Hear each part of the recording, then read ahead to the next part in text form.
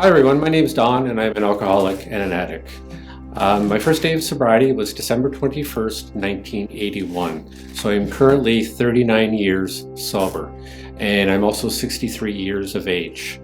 On that day, on the last day of my drinking, I had been currently living on the streets of Edmonton, Calgary, Vancouver, the Okanagan Valley for approximately 2.5 years. By the streets, I mean single men's hostels, welfare hostels, Skid Row hotels, Skid Row flop houses. I actually did live on the side of a riverbank for a period of time and under a bridge, mostly when the weather was permissible and other times when it wasn't quite so. I came very close to freezing to death on numerous occasions. And on the very last night of my drinking, I pretty much almost froze to death, hypothermia, and also as a result of attempted suicide.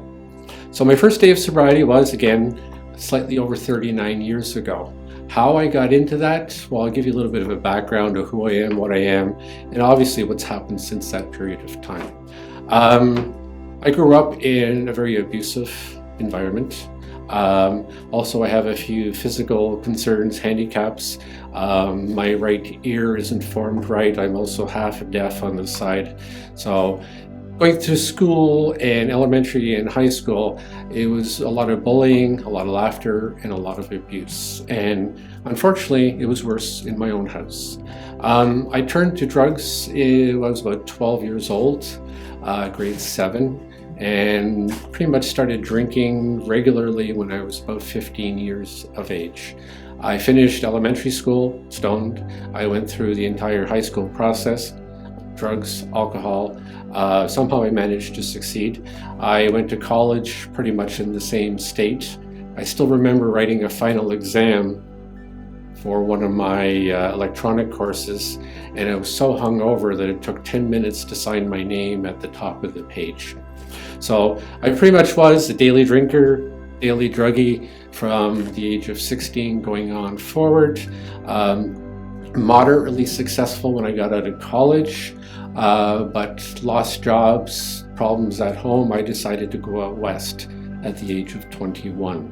And again, there was an oil boom going on at that time period, and there was work, there was jobs, and I did okay for about a period of a year.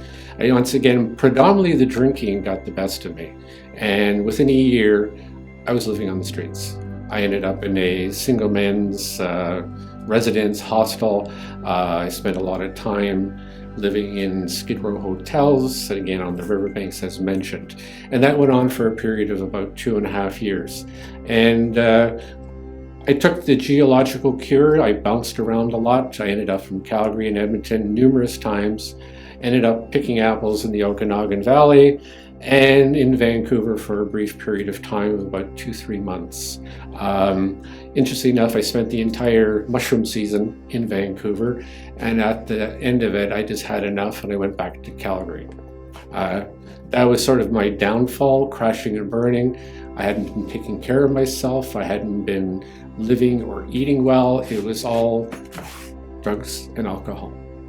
And I was introduced to AA after about 1.5 years of being on the streets, and by a down on his luck AA guy who saw me, figured I could use some help, and he did a 12-step call on me and invited me to my very first meeting.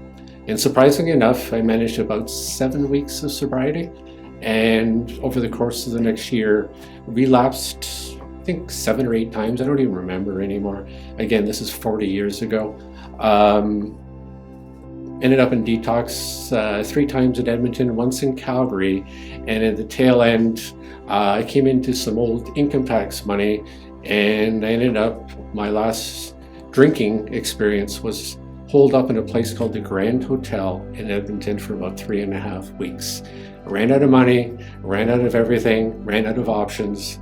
And if anyone's ever spent any time in Calgary and Edmonton or Western Canada in the winter, it can be 25, 30 below zero outside, and it was that night. I'm rather dramatic. December 20th was my last time using any drugs or alcohol. It's the longest and darkest, coldest night of the year. And I was out there wandering around. I used Google Maps once. I like Google Maps. I like Google. I like the internet. But I used Google Maps once to retrace my steps from that night. And I figured I had walked approximately 12 kilometers back and forth, trying to find a safe place to just stay warm and survive another night. I did try detox, and they said, no, you've been here 3 times before. And the end result is I ended up going to a convenience store, buying a package of razor blades and slashing my wrists with the razor blade.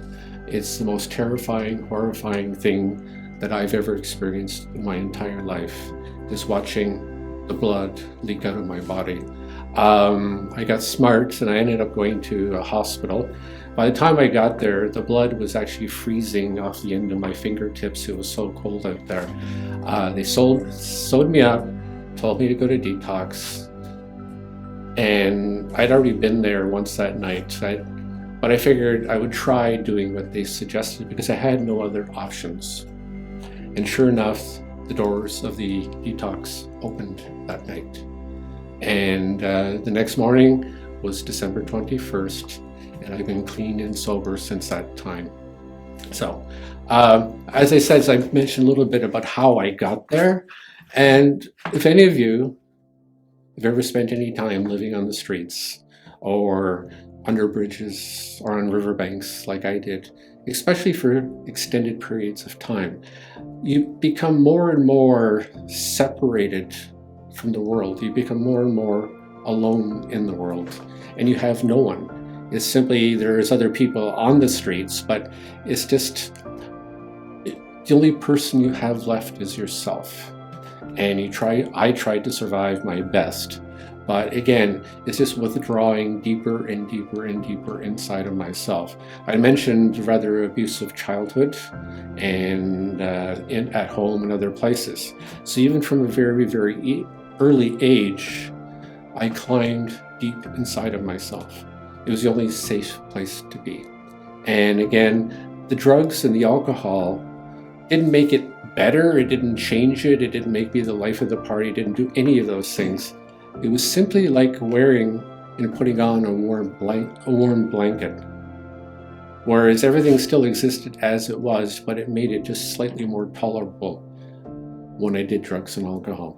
And again, the last couple of years, I didn't even talk to anyone. I became one of those invisible people you see staggering around the streets these days with a shopping cart and all their earthly possessions in a garbage bag. And that's who I was. And when I got sober, it took time for me to transition from that into, in essence, a human being. I did not know how to dress myself. I did not know how to cook for myself. I didn't even know how to go out and venture out and rent an apartment. The clothes that I owned and wore were cast-offs from St. Vincent de Paul and the Salvation Army, and it was basically the cheapest things I could buy to avoid freezing to death. So I had to learn all of these things, and I had to learn how to become a human being. I had to learn how to be sober. And the interesting thing, though, I remember even from the earliest days, is that when I first went to my first AA meeting, in this case AA, it was the warmth and the genuine caring and loving of the people that I met there, who genuinely wanted me to do this, to achieve this, to give me a chance to live my dreams, to get sober, and to become, in essence, who I wanted to be. And even when I relapsed, that was always on my mind. It was like, these people are good people. And I went back, and they knew that I'd relapsed, and it didn't matter. It was just simply a welcome back, give it another shot. And it was after about 3 months of being sober, I had an experience where I realized that I can do this, that I really truly can do this. I had an opportunity to do some drugs and do some alcohol, and I wasn't confidently said no. In fact, I said no and ran like hell for about 4 blocks, but I said no. And it was later on I realized maybe I can do this. And I put all my efforts and all my energies into trying to get sober. I look at the path that I was on when I was using is just like a one-way trip to hell, eventually death. And I came very close to it. I almost froze to death that night. Just before I went to that detox, I said, if that door doesn't open, I'm just going to simply climb into a snowbank and be done with this. And yet, people here offered me a different path, a different direction, and say, stick with us and give it a go. And they suggested, here are suggestions to help you on that path. And we're here for you on that path. I mean, phone numbers, meetings, sponsors, all of the above, people that really genuinely never met me before in my life, said, we care about you. What can we do to help you? And eventually I started to learn how to be a human being, learn how to be a sober person, and learn how to not do drugs, not do alcohol, and to just try to function in the world and become a real person. And eventually, the person that I always dreamed I wanted to be. And I had no clue how to achieve that. And the people in the program taught me that this is how you can achieve those dreams. And in time, I started to feel good. I started to feel okay. And I started to be able to, as opposed to fighting the urge to drink, is just to learn how to live today and live tomorrow and continue to live in general, happily, joyously, with love and enthusiasm and all of the above. Now, I got my career back. I was in electronics and I started working in that field. Eventually, I moved back here and again, stuck with the AA program, stuck with the programs that I was involved with, and just kept doing what it was I needed to do. The program, the 12-step programs, whatever one that you participate in, there's an elegant simplicity once you learn how to do this. And in the earlier days, the early steps, in essence to me is, I don't want to be that person I was anymore. At that time, I had no idea how to change that, but I don't want to be that person. I know my addictions were a large part of that. I also know there's a lot of other factors that came to play. The abuse and all of the above, plus the things and the harm that I had done myself. But it becomes elegantly simple. I just don't want to be that person anymore. You people showed me that there's a way to change that. And the remaining aspects of the different programs are just a way to heal and a way to achieve the things I wanted to achieve. I did very well in my career. I actually had an opportunity work-wise to travel the world. Without getting into it, I made over 100 trips into the US, 30 or 40 in Canada. I've spent time in Turkey, Germany, England, even in Hong Kong. And it's, to me, even humorously astounding staying in a 5-star hotel in Hong Kong, realizing I used to sleep under a bridge. What am I doing here? And it was such awe and joy in realizing that I wasn't that person anymore. So, later on, I got married. I've been married for almost 30 years now. I have 2 beautiful children, 2 daughters who are now 23 and 26. Everybody lives in the same house now. Obviously, with the COVID and the pandemic and the lockdown, it's like we're all safely at home. We're doing the best we can, and we're safe at home. So if there's anyone who's listening to this, wondering, A, do you have a problem with alcohol, drugs, or any other substance? And you're wondering if you want to do something about this? All I can suggest is come join us. Give us a chance. And let us help you determine if indeed you do have such a problem, that we have a solution. We have a path that is different than the one that you are walking now. And it's a beautiful path. And as I mentioned in the beginning, I've been sober for 39 years now. I don't do it any differently than anyone else does. You start off by doing it an hour at a time, a day at a time, sometimes a minute at a time, working with the people and talking to the people and asking for help and assistance and guidance that just get me through another day. And then I learn how to get myself through another day. And I learn how to live my life as opposed to just struggling with the idea of not using drugs or alcohol. Then eventually I started to live the life that I always dreamed of when I was living on that riverbank or in the hostels or the Skid Row hotels that I was in. And one thing that seemed to keep me going in those days was that I would dream of a life that I wanted. And I'd hope someday, even though it seemed delusional at the time, that I'd hope to God that I could change this and do something about it. I didn't know how, but that was one of the things that kept me going, believe it or not, when things were at its worst. Well, I can tell you now, I've achieved those dreams. I've achieved the life that I always thought I wanted. And I have that now. And it's ongoing, it's never changing. Every day is new, every day is different, every day I learn something. Every day I wake up and I realize that life is joyous and life is fun, and sometimes it's a pain in the butt. But I'm sober and I'm clean and I'll do whatever I need to do. The difference was in those days I had to survive. Now I wake up, what can I do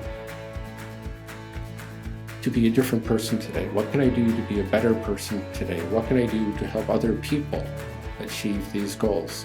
I mean, I'm very active in the 12-step programs.